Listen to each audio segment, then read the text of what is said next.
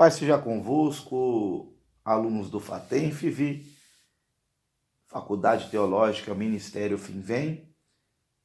Que as bênçãos de Deus recaem sobre a vida de cada um de vós. Hoje nós estamos dando início à nossa terceira aula, concernente à nossa disciplina hermenêutica bíblica. Para você que ainda não conhece ou não faz parte da Faculdade Teológica Ministério Fim Vem FATENFV, nossa faculdade reside aqui na cidade de Limeira. O nosso telefone de contato é 0199 9571 4593. 099 9571 4593. Para você que tem interesse em se graduar teologicamente, entre em contato conosco para que você possa crescer na graça e no conhecimento. Bom, na aula de hoje, na página de número 57, a nossa terceira aula, diz assim a nossa disciplina. Eles eram as autoridades eclesiásticas na ocasião, que pregavam a circuncisão. Cai na prova também, né? Grifem aí, eles eram as autoridades eclesiásticas na ocasião que pregavam a circuncisão. Fica mais nítida a conduta contrária à própria mensagem pregada pelo apóstolo dos gentios, a saber que é o apóstolo Paulo. Lembrando que esse texto, o apóstolo Paulo está abordando um dos pré-requisitos aos quais a igreja da Galácia estava voltando a se prender, né? Retornando para os incisos, os costumes e os ritos da lei mosaica. O apóstolo Paulo repreendeu a igreja da Galácia severamente pelo fato deles terem começado no Espírito, na dispensação da graça, voltados em uma nova aliança, não da circuncisão de membros, mas a do coração. E agora o apóstolo Paulo estava, podemos usar o termo aí, pasmo, concernente a eles terem recaído e voltado aos ritos e costumes judaicos, que nada mais valiam, porque Jesus veio para trazer uma nova aliança, né? E quebrar toda a lei, tá bom? Como fruto do Espírito tratado no próprio contexto. No entanto, ao analisarmos o fundo histórico, encontramos uma referência aos ritos de castração dos sacerdotes. Esse contexto histórico aqui, da interpretação histórico-cultural, hermenêutica bíblica, é importante. Vejamos na página de número 58. A castração de sacerdotes consagrados ao culto da deusa Cibele, na Galácia. Isso também influenciou de uma forma direta e indireta, e as hostes da maldade aproveitaram isso, né? Esse rito, esse misticismo, para que pudesse fazer com que os gauleses viessem cometer esses atos aí tão terríveis concernente à circuncisão e que, por sua vez, também gerou até a castração de sacerdotes. Segundo a mitologia greco-romana, Cibele se apaixonou pelo famoso jovem Atis, a quem confiou o cuidado de seu culto, com a condição de que não violaria seu voto de castidade. O jovem Atis violou o juramento, se casando com Sangárida, sendo morta por Cibele. Após receber a notícia, o jovem Crise se mutilou. Todo tipo de licenciosidade era cometido no culto à deusa, ao som de músicas e do uivo dos sacrificadores. Animais como porco, touro e cabra eram oferecidos. Cai na prova também aí, né? Animais, grifem aí. Animais como porco, touro e cabra eram oferecidos. Seus sacerdotes eram castrados em memória de Atis e cortavam seus testículos com cerâmica. Veja que coisa horrível. Embora o conto aí da mitologia grega concernente a Cibele, a Atis e a Sangárida, embora seja uma mitologia, essa mitologia acabou influenciando diretamente e indiretamente na vida também de muitos membros, participantes e conhecedores do Evangelho na Igreja da Galácia, né? São as culturas que, direta ou indiretamente, acabam influenciando a vida de muitas pessoas. Por isso que nós devemos ter um conhecimento pleno e completo concernente às Escrituras Sagradas, para não sermos levados por vãs doutrinas, filosofias, costumes e principalmente mitologias, tá bom? A referência do apóstolo recai sobre a condição de se consagrar à divindade, ou ser salvo pelo ato da mutilação. Sendo assim, deveriam eles se mutilar. No livro de Deuteronômio, encontramos mensagem normativa acerca da mutilação, algo impróprio no relacionamento com o Eterno. Sabendo disso, porque costumes e ritos assim não existiam apenas na cultura grega. Né? Quando Deus orientou acerca dos israelitas, usando Moisés, do livro de Deuteronômio, através dos ritos e leis mosaicas, que não destruíam nem mutilavam o corpo de uma maneira direta, por sua vez, Deus já alertava, porque esses costumes já existiam em outras nações pagãs no Velho Testamento. Então, entra geração, sai geração, mas os espíritos, as hostes da maldade, sempre acabam influenciando várias pessoas, tá bom? Seja aí uma cultura moderna ou pós-moderna ou antiga, sempre as hostes da maldade acabam se infiltrando nas culturas, nos costumes, nos ritos e levando as pessoas à perdição e a costumes que não vão gerar a nada. Ainda na página de número 59, nós temos uma referência aí do livro dos Juízes, do capítulo 6, dos versículos 11 e 12, que se faz muito importante e de grande valia. Preste atenção. Seu filho, a saber aqui Gideão, estava malhando o trigo no lagar para o pôr a salvo dos midianitas. Então o anjo do Senhor lhe apareceu e lhe disse: o Senhor é contigo, varão valente, ou varão valoroso, dependendo da sua tradução, do seu exemplar bíblico. Para compreendermos o adjetivo dispensado pelo anjo do Senhor ao jovem Gideão, da tribo de Manassés, uma das menores tribos de Israel, ou a menor, precisamos nos valer do contexto histórico. Vejamos o pano de fundo desse contexto histórico. Israel estava vivendo politicamente sobre o sistema de governo teocrático, teocracia, um só Deus. Não obstante a soberania de Deus externada aos filhos de Israel, se desviavam do propósito e das normas estabelecidas pelo Eterno, resultando em uma opressão de 7 anos. Então, no período de 7 anos, no contexto histórico, nesse pano de fundo aqui, Israel ele sofreu uma opressão violentamente. Tudo aquilo que eles semeavam, e chegavam o momento ou o ciclo da colheita, os próprios midianitas e outros do Oriente, eles vinham e levavam todas as colheitas que Israel havia plantado e semeado. E os homens, a saber, os israelitas, eles se escondiam em cavernas, não tinham medo ficaram com medo, com receio e não enfrentavam os inimigos e os adversários. Já Gideão não, ele procurou de uma maneira direta proteger o seu trigo, que era muito valioso, que aqui tipifica o pão. O pão, ele sempre tem que ser preservado, escondido. Como disse o salmista, eu escondi a tua palavra no meu coração para não pecar contra ti. Esse trigo tem que ser preservado, para que ele não possa ser machucado, ferido de uma maneira circunstancial. Bom, cai na prova também, nesta época, o Eterno nomeara juízes responsáveis pela manutenção da justiça entre as tribos de Israel. Grifem aí. Nesta época, o Eterno nomeara juízes responsáveis pela manutenção da justiça entre as tribos de Israel. Outro fato interessante também que cai na prova. Os midianitas eram um povo que habitava ao sul da Transjordânia, sendo descritos como descendentes de Abraão e Quetura. Os midianitas, grifem aí, eram um povo que habitava o sul da Transjordânia, sendo descritos como descendentes de Abraão e Quetura. Referências do livro do Gênesis, capítulo de número 25, versículos de número 1 ao 6, que fala aí acerca dos 6 filhos de Abraão que ele teve com Quetura, que são Zinrã, Joquizã, Medã, Midian, Isbaque e Suã. Tá bom? Já os amalequitas, nesta época, eram nômades que vagavam na vasta faixa do Negueb e na península do Sinai.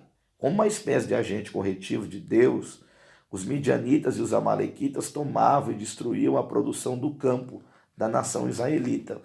Eles ficavam virando a página, sem alimentos, sem rebanhos, sem os frutos da terra. Tudo era destruído ou confiscado pelos inimigos, como eu já havia falado anteriormente. Bom, diante da decadência iminente, que poderia ocorrer a qualquer momento, o povo clamou ao Eterno, que lhes enviou um anônimo para confortá-los. Sempre em momentos de calamidade e adversidades, Israel voltava a clamar ao Senhor. Não é diferente nos dias atuais também, né?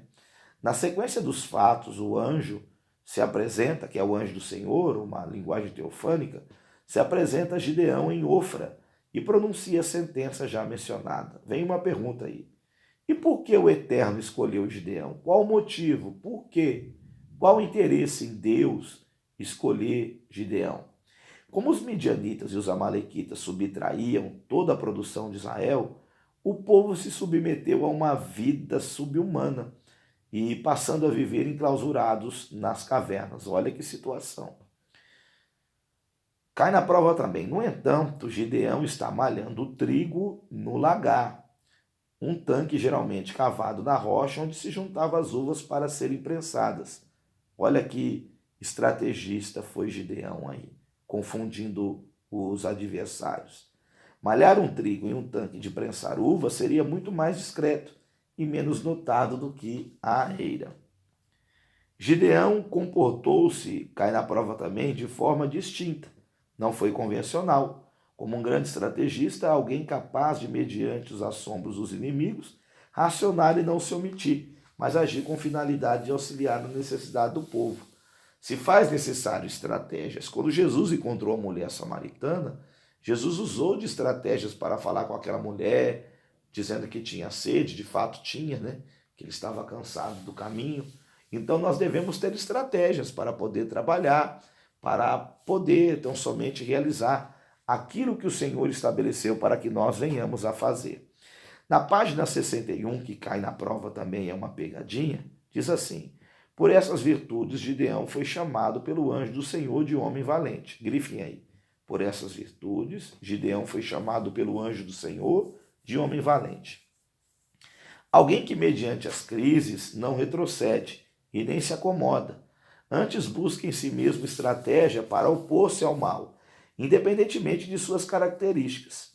Estes exemplos servem de base para o entendimento da necessidade de uma interpretação de cunho histórico-cultural, que será explanada a seguir com um método analítico que tem como objetivo determinar o ambiente histórico-cultural do autor e seus leitores. Então, na maioria dos textos, né, principalmente no Velho Testamento, mas no Novo Testamento também, na Bíblia em si em geral, o pano de fundo histórico-cultural é importantíssimo para você fundamentar, embasar e completar uma mensagem usando aí a hermenêutica bíblica no pano de fundo histórico-cultural, que representa aí as entrelinhas dos bastidores, né? Aquilo que aconteceu na história, no contexto, na linha histórica e também abordando aí a condição cultural da história, do momento, da ocasião a qual ocorreu o fato narrado, ou descrito, melhor dizendo. Bom, estabelecendo o contexto histórico, cultura geral, a forma analítica, que nada mais é do que analisar, compreende o estabelecimento de questionamentos em relação ao texto ou livro objeto do estudo. Segundo Virkler, o primeiro passo a alcançar o contexto geral histórico-cultural do autor, 3 perguntas precisam ser colocadas diante do texto, tá bom? Aí nós já estamos aí no histórico-cultural geral. Primeiro, qual a situação histórica geral em que estão inseridos o autor e seus leitores?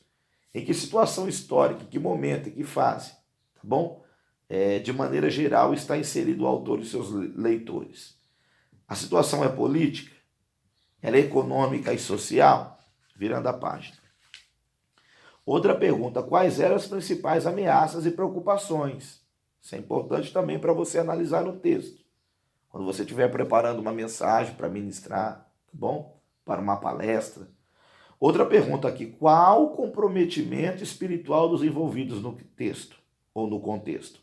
Precisamos conhecer a situação do relacionamento do povo com o Eterno, para entendermos melhor o texto. Quais os costumes que implicam em determinadas ações obscuras? Por que será que Marcos descreve a situação do cego Bartimeu sendo detentor de uma capa? Por que ele descreve isso? Será a capa do orgulho, da soberba, do pecado? Então, essas entrelinhas aí são fatos importantíssimos, né? O porquê da capa, ou o porquê que Deus disse para Moisés tirar a sandália dos pés. Tudo isso é importante, né? Concernente a tirar a sandália dos pés, que o Senhor, em linguagem teofânica, disse em Êxodo 3, falando com Moisés, foi a maneira que Deus usou, do costume que era usado para muitos sacerdotes egípcios entrarem em algumas recâmaras para falar com alguns pseudos deuses e divindades egípcias. Então Deus usa o mesmo termo, a mesma forma de linguagem atribuída ao costume a qual Moisés tinha e via, porque ele foi formado, né, em toda a ciência do Egito, nos costumes egípcios. Então ele aprendeu, né, nas faculdades egípcias concernente a esses ritos que eram praticados pelos sacerdotes e que muitas vezes quando alguns sacerdotes tinham que se apresentar a algumas divindades, eles tinham que tirar a sandália dos pés. Então, por sua vez, Deus usa esse costume para falar com Moisés, que era uma maneira propriamente dita, dizendo, olha Moisés, você não está falando com uma divindade qualquer, eu sou um Deus, né? Bom, estabelecendo o contexto histórico-cultural específico. De forma mais específica, o contexto histórico-cultural do autor e os primeiros ouvintes deve ser examinado para harmonizarmos com as informações já extraídas, com a análise já estabelecida no aspecto geral. Tópico 1. Quem foi o autor? Quais eram os aspectos que formam o seu contexto e suas experiências? Quem eram os primeiros destinatários de tal livro? Isso é importante. Qual era o real objetivo do autor? Qual o assunto teológico, espiritual, moral, social, político a ser tratado? A interpretação contextual na página 63 aí. Não podemos incorrer no erro de abandonar o contexto e impor o sentido de interpretação isolado em determinado texto. Atentamos à máxima do assunto. Um texto fora do contexto se torna pretexto, preste atenção nisso. Tem que analisar tudo no âmbito geral, do contexto, para você não gerar pretexto, como a gente tem visto aí, falsas doutrinas, falsos ensinamentos, de pessoas que pegam textos isolados, criam campanhas, reformulam campanhas e induzem as pessoas ao erro. Vamos definir o termo contexto segundo o dicionário informal, que é o conjunto de palavras, frase ou texto, e que contribui para o seu significado. Sendo assim, temos que definir uma palavra ou sentença, alcançando o seu significado dentro do contexto. Em sua obra Eric Lunda e P. C. Nelson, em sua sistemática de regra, propõe: é necessário tomar as palavras no sentido indicado do contexto, a saber, os versículos que antecedem e precedem o texto que se estuda. Um exemplo muito claro está na carta do apóstolo Paulo aos Efésios, no capítulo 3, versículo 4, que diz assim: podeis compreender o meu discernimento do mistério de Cristo. Que diz assim, quando ledes, podeis perceber o meu entendimento sobre o mistério de Cristo. Tá bom? Virando a página. Paulo usa o termo, abre aspas, mistério de Cristo, fecha aspas, para indicar a presença dos gentios beneficiados pelo Evangelho. No entanto, somente uma análise dos versículos posteriores e anteriores esclarece o real significado da sentença. Exemplo, Amós capítulo 5, versículo 12. Vamos ler o livro do profeta Amós, no capítulo 5, no versículo de número 12, para deixar bem claro isso. Veja o que diz o texto. Porque sei que são muitas vossas transgressões e enormes os vossos pecados. Afligis o justo, tomai resgate e rejeitai os necessitados na porta. Encontramos o empréstimo desnecessário e impróprio da sentença, abre aspas. Prepara-te, Israel, para te encontrares com teu Deus, fecha aspas. Nas prédicas bíblicas e em documentos que tratam da escatologia bíblica. No entanto, é majoritário o entendimento de que o texto é indicação do juízo de Deus em relação à desobediência da nação do Reino do Norte. Estabelecendo a interpretação contextual, é inegável a importância de analisarmos de forma ampla os textos alvo de nossos estudos. Vamos tratar nesse momento de dois tipos de contexto: o imediato, que pode ocorrer imediatamente, e o situacional, que depende da situação. O primeiro são os elementos que seguem ou procedem ao texto imediato, incluindo-se as circunstâncias que motivaram. Já o situacional trata-se do contexto estabelecido pelos elementos fora do texto, livro, e que possibilita o maior entendimento. Vamos lá ao contexto imediato. Estamos na página 65. Identificar os três elementos que formam o enredo, a sinopse, o contexto, a história. Vamos identificar. O enredo se dá pelo relacionamento de três elementos. São eles, eventos. E o que aconteceu na história é como acontece. Existem dois tipos de eventos centrais que são fundamentais para o desenvolvimento do enredo, abre aspas, satélites, fecha aspas, não são fundamentais para o enredo. São eles, sem eles a história não ficaria prejudicada. Outro elemento do enredo são os personagens, certo? Os personagens são importantíssimos. Os eventos são importantes no contexto imediato e os personagens. O que seria de uma história sem personagem? Já imaginou? São os atores que desenvolvem as atividades, dando forma ao enredo. São sempre distintos e os cenários fornecem o contexto em que os personagens atuam. O cenário pode ser classificado em temporal, que diz respeito ao tempo em que os personagens atuam. O espacial refere-se ao local dos fatos. Questão geográfica e social está ligado aos aspectos que ligam os personagens à cultura. Página 66. Qual a perspectiva do autor? Virkler declara que pode haver uma visão humana por trás do escrito. Com certeza, ocorre a influenciar da capacidade humana para o descrever os fatos. Não obstante, autores escrevem como os olhos de Deus. Terceiro, qual a espécie de sentença descritiva ou normativa? O que é descritivo e normativo? Bom, as sentenças descritivas elas vão relatar o que foi dito ou o que aconteceu em determinado tempo, descrevendo o contexto, o cenário, sendo necessário analisar a evolução na sua aplicação temporal. As sentenças normativas, que são diferentes, elas são consideradas articuladoras. Esse termo aí os políticos têm usado de ser dado, né? Articular, articuladores.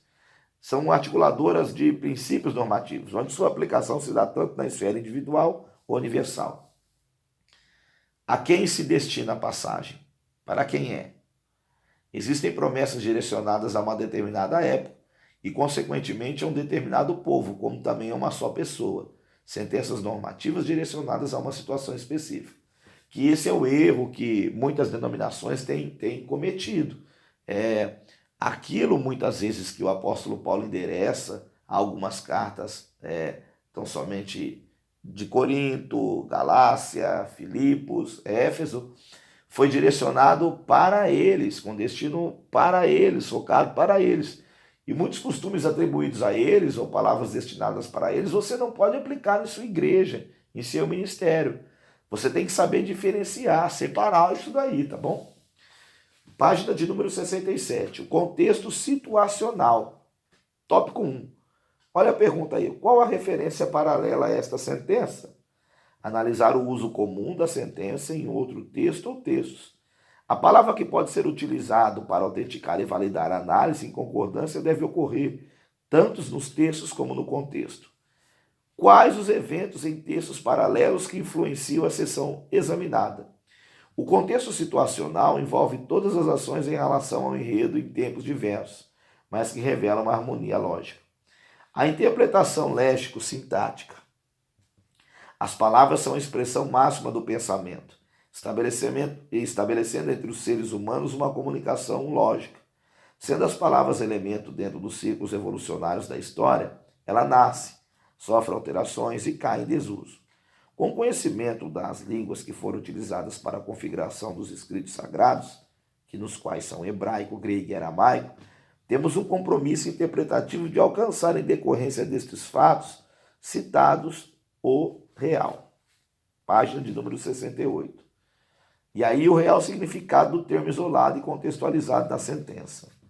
A lexicologia é o estudo etimológico da palavra e suas aplicações. Coloque aí.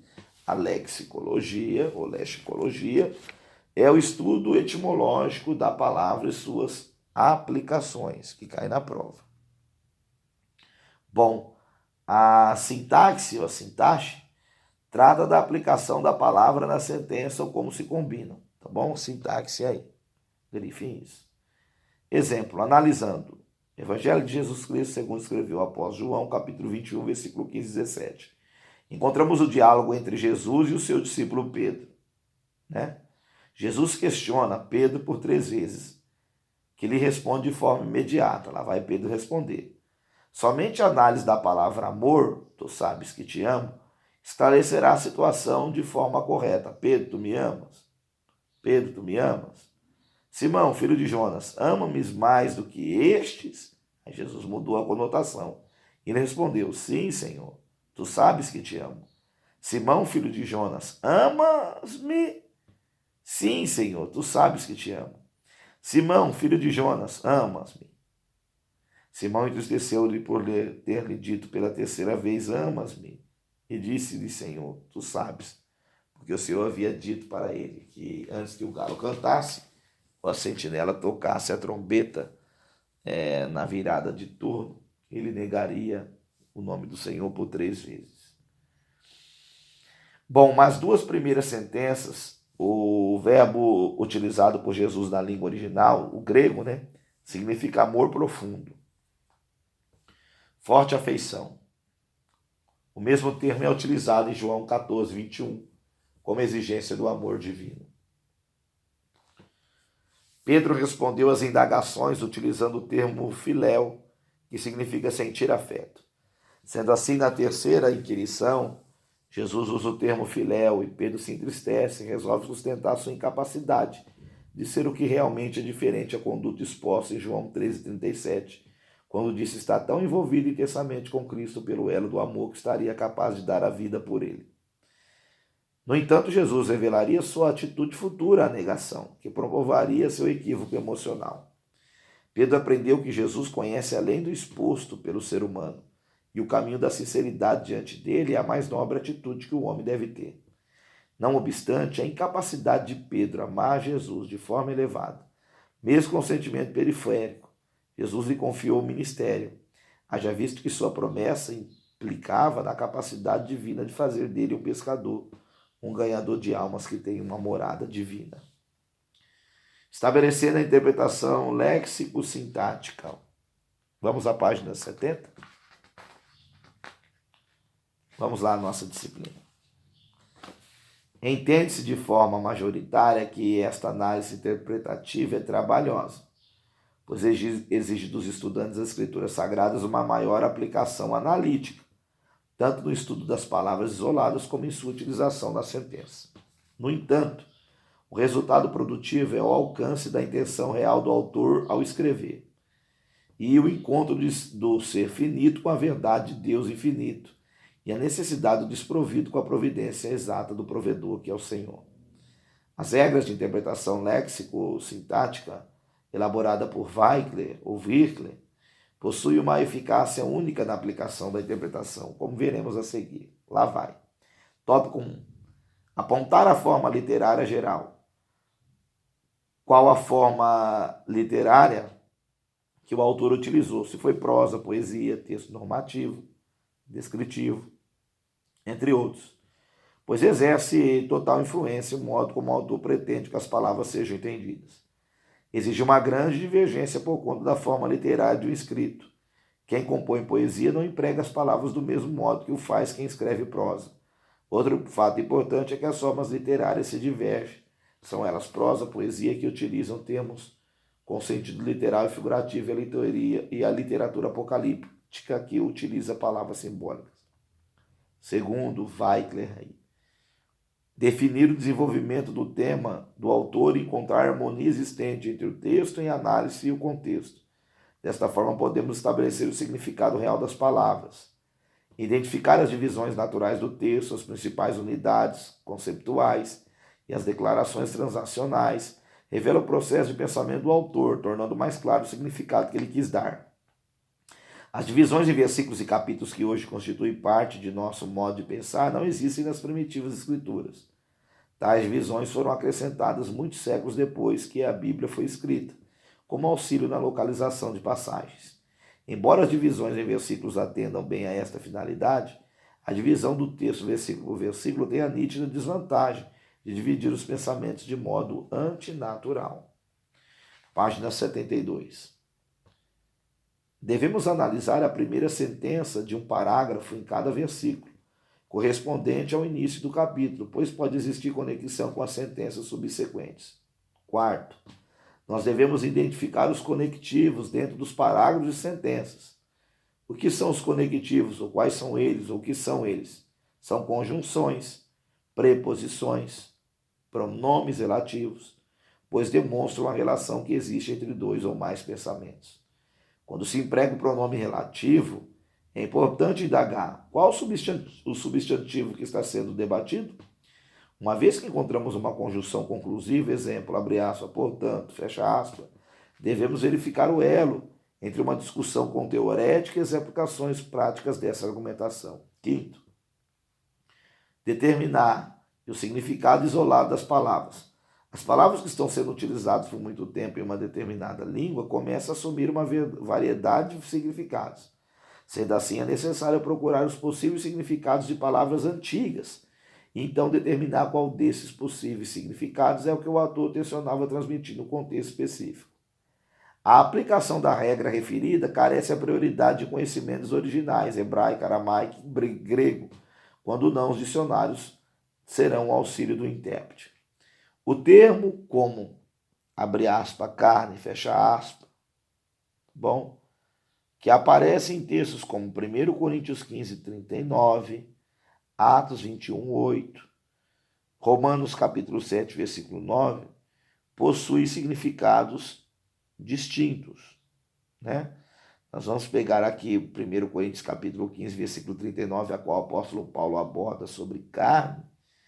Ele diz nesse texto que nem toda a carne é da mesma espécie, que ele está falando concernente a homens e animais. Carne aqui, Atos capítulo 2, 18, o Dr. Lucas ele aborda ao derramamento do Espírito, que será derramado sobre toda a carne. Está vendo como é que tem que tomar cuidado? E Romanos